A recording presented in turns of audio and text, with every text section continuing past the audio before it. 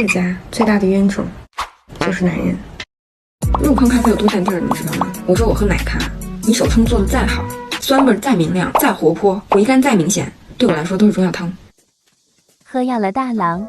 Remember how, after China entered the World Trade Organization and was given favored nation status by the US government, America and other Western nations began to be flooded with cheap Chinese goods. They undercut local manufacturing, and we got used to dollar stores full of cheap products, often with questionable quality on some of the items. Well, it seems like cheap Chinese coffee is next, because China's biggest coffee brand, Luckin Coffee, with its shady financial history, has taken over Starbucks in China and is now making its move to open stores in the US with super cheap prices. So how did Luckin push Starbucks off the top throne of China's coffee industry? And could they do the same thing in the USA? Welcome to China Insights. According to a report by the Financial Times, Luckan Coffee is planning to open stores in the US next year, targeting cities with a large number of Chinese students and tourists, such as New York. And they plan to come in cheap to undercut US coffee brands by selling Luckan Coffee for $2 or $3 a drink. Luckan is super popular with China's 20-year-olds because they sell coffee cheap. Starbucks in China maintains a premium price, and their market is generally older people in their 30s and with higher incomes. More than $1 more for a Starbucks. But if you walk into the Luckan store, instead of ordering online, it can be just 1/4 the price of an equivalent Starbucks cup. Luckan has targeted the youth market so hard that even in Guangdong, a netizen posted that he was asked about his age during an interview at Luckan Coffee. After Luckan learned that he was 26 years old, the store manager said that it was beyond their budget and they would need young, energetic people, and he was afraid that there would be a generation gap in the conversation with them. China's young people also like the sweet drinks that aren't as healthy as they are promoted to be. Full of sugar and cream, they aren't typically drinks that older Chinese people like to drink. 你怎么天天上班喝咖啡？就这么喜欢喝？你知道坚持喝咖啡会发生什么吗？能发生什么呀？你的全因死亡风险、心血管死亡风险、脑卒中的风险很可能会降低。哦，那我一天多喝点，把之前的都补上。咖啡虽好，可不要贪杯啊！健康成人每天喝咖啡最多不超过3杯。 From the start, Luckan copied Starbucks' premium look. Chic designs, clean stores, premium-looking fittings, giving a high-end feel. But they don't have much seating, if any at all, in the stores. Customers come in and order and leave quickly. But in comparison, Starbucks' luxurious stores with spacious seating spaces, designed for the wealthy middle class to sit and meet at, has lost its appeal to its target customers. Because since the end of China's COVID lockdowns, in many cities, Starbucks customers' seating has turned into public marketplaces for China's elderly and the unemployed, who have repurposed Starbucks' spaces into their own areas, where they play games, eat seeds and snacks that they brought from home, sort vegetables even, knit, chat loudly, bring kids to do their homework, and just generally sit around in without buying any items, except for demanding cups of hot water. Regular paying customers often can't get seats, and employees don't dare to kick them out because they worry they will be scolded by their elders, and that a video of it will end up on the internet and that they'll face the repercussions. The situation became so common this year that the term unemployed middle-aged people flock to Starbucks was banned on China's internet by CCP authorities. So while Starbucks stores have been flooded by rude, unemployed or elderly visitors who refuse to buy anything, Luckan has gone all out targeting young people with collaborations with celebrities and Olympic sports stars, even a collab with America's Sesame Street. Luckan's collab with Black Myth Wukong at its retail stores was so popular that male customers grew dramatically and the branded merchandise was sold out. people even made it into items that they could use permanently. Luckin got lucky by signing the freestyle skier Eileen Gu as a brand ambassador just months before she won 3 medals at the Winter Olympics and became a household name in China. So Luckin could cut its ad budget and use celebrities to make their drinks look cool and healthy on China's social media platforms.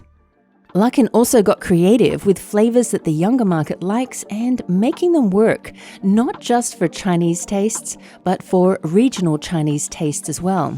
They've tried everything, mixing fruits, teas, creams, and other flavors and toppings to make everything from coconut lattes, boba lattes, and apple Americanos. Even an alcoholic latte, spiked with maltai, which is known as China's national liquor and is made from a grain called red sorghum. The maltai latte broke records with more than 5.4 million cups sold in just a single day. Starbucks has launched its own celebrity collaborations and introduced its own new flavors, but they just can't move as fast as Luckin, with their headquarters being overseas and having a different business model. And while Luckin Coffee claims that it's an independent business with their fast growth and fast recovery from a shady business past, if the CCP isn't helping them, they certainly aren't hindering them. Luckin Coffee now has a 120 million coffee roasting base in Jiangsu province. It covers nearly 80 acres and can roast over 30,000 tons of coffee beans annually. It's the biggest coffee roasting plant in China. And while it took Luckin 6 years to open its first 10,000 stores, it only took them 1 year to double that to 20,000 stores. And that's what seemed to have kicked Starbucks off its coffee throne, from first place to last on the list of China's coffee giants. But Luckin has a shady business past. However, that hasn't seemed to have hindered them either. Any business in China knows that they cannot maintain stable operations if they don't keep the CCP authorities happy, and one wrong move could bring them big trouble. But did Luckin just get lucky and take down Starbucks on their own? What about their shady financial past? I'm at a Luckan Coffee right now, a company that started in 2017. It was listed on NASDAQ in 2019. That's when I started buying stocks from the US. At that time, it was like $28, and it went all the way up to like $50. How did Luckin grow so big, so fast? Well, they faked it. Luckin went from a startup business to the second largest coffee chain with 3,000 locations in just a few years. Then, in 2020, it was found that Luckin faked nearly half of its roughly $732 million in sales, according to an internal investigation that found that the Chinese coffee giant's chief operating officer had fabricated orders. This caused their stock prices to crash and they ended up bankrupt because they were losing so much money. They had fabricated more than $300 million in sales. Luckin was fined $180 million by the Securities and Exchange Commission and was forced to delist from the NASDAQ. And then in 2021, Luckin filed for bankruptcy. But that's not the end of the story. Luckin didn't disappear. They replaced their leadership team, and somehow, in just 3 years, Luckin has gone from being seen as a fraudulent, failing company to sitting on the very top of China's coffee market, kicking off Starbucks and now about to enter the US market. Sure, it could be said that they worked hard and just suddenly crawled their way up the ladder. But no one saw this coming. Just 1 year ago, experts said that Luckin wasn't a major threat to Starbucks, but now they've already taken their position. And it was Starbucks that created the coffee market and brought coffee culture to China, which had traditionally been a tea-drinking nation for thousands of years. Starbucks opened its first store in 1999 and worked very closely with Chinese Communist Party officials to stay in the market, which they did. And over time, they opened Chinese people's minds, taste buds, and wallets to coffee. Visiting professor of the China-Europe International Business School, Jeffrey Townsend, says, "Things change in China very quickly. You can have a competitor you've never heard of open 2,000 outlets in a year and suddenly you have an issue." Starbucks had never faced the same brutal business environment as other big brands have until now. Starbucks in China was an unusual business because only until recently, Starbucks never had any obvious battles with Chinese authorities like virtually every other big brand has had. Towson says, "It's almost bizarre that Starbucks has been able to succeed in the Chinese market so smoothly compared to other US businesses that have almost always suffered under the ruling Communist Party in China." Other big players, like fashion brands and food brands like McDonald's, have had public food safety issues and media exposés driven by narratives pushed by the Chinese government's media mouthpieces, coming at times when the authorities usually either want to put pressure on the foreign businesses, extort them, kick them out of the country, or steal their IP and replace them with local businesses. But whatever happens to Starbucks in China, the coffee culture there is already created, especially among China's younger drinkers.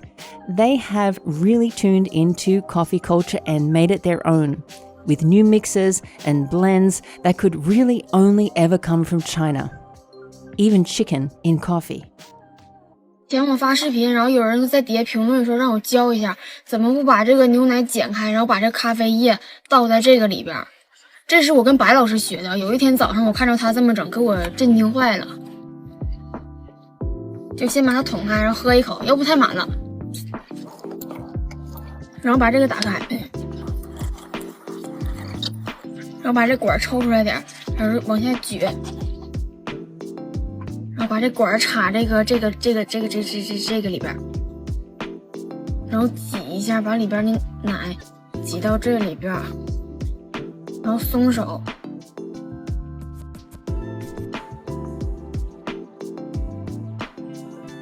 好了，就全进来了，然后再豁楞一下，要不然它不均匀。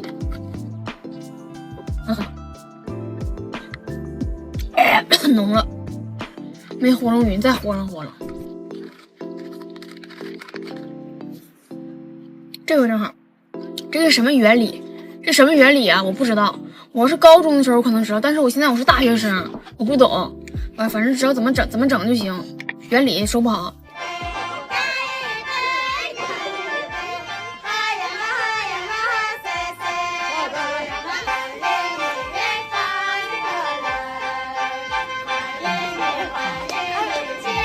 And there are still traditional methods that the people of Xinjiang have maintained too in making their coffee. 咖啡的坑结束了吗？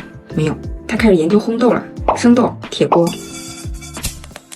阵仗无小，但是贼难喝。你这不是入坑，你这是入职啊！所以朋友们，如果你老公有一天跟你说，咱买个摩卡壶吧，拒绝，掐死，全剧终。Luckan Coffee's management says their vision is to create a world-class coffee brand that becomes part of people's daily lives. Do you think that Luckan Coffee will become part of your daily life if a store opens near you? Tell us what you think in the comments below. And please make sure to like this video and subscribe to this channel for more China Insights.